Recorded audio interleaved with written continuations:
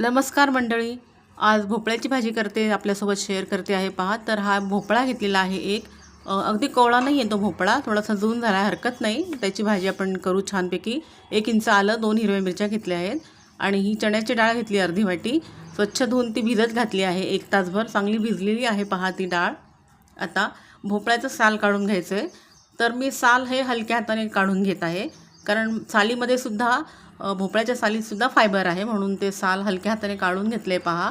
आणि असं आहे.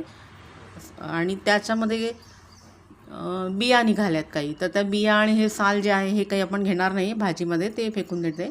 2 हिरव्या मिरचीचे तुकडे केले, आलं ठेचून घेतलं आहे, कसुरी मेथी घेतली आहे, पाव चमचा हिंग, अर्धा चमचा हळद, 1 चमचा लाल तिखट, 1 चमचा गरम मसाला. साध्या घरगुती मसाल्यामध्येच आपण ही भाजी करत आहोत.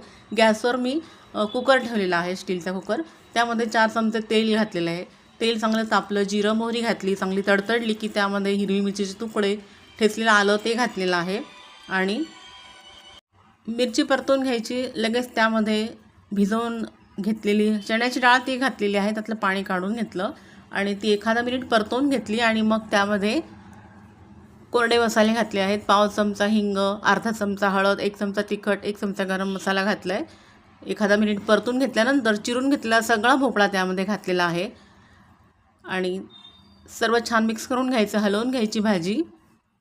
आणि त्यामध्ये कसुरी मेथी, चवीनुसार मीठ घातलेलं आहे आणि कसुरी मेथी आपण घालू, त्यामुळे सुद्धा भाजीला एक वेगळी टेस्ट येते चांगली. भोपळ्याची भाजी आपण मुगाची डाळ घालून करू शकतो, कोफ्ता करी करू शकतो, ताकातला भोपळा करू शकतो. ही कसुरी मेथी आता घातलेली आहे पहा.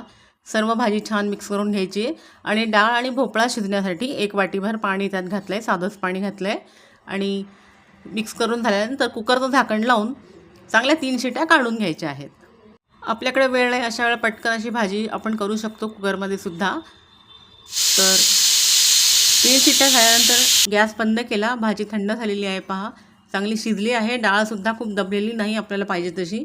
पोळीबरोबर भाकरीबरोबर 3-4 माणसांना पुरेशी एक 5-7 मिनिटात तयार झालेली भाजी आहे. इतरही रेसिपीचे व्हिडिओज आहेत, कहाणी भजन आहेत, आपण ते नक्की पहा आणि चॅनलला सबस्क्राईब करा. थँक्यू.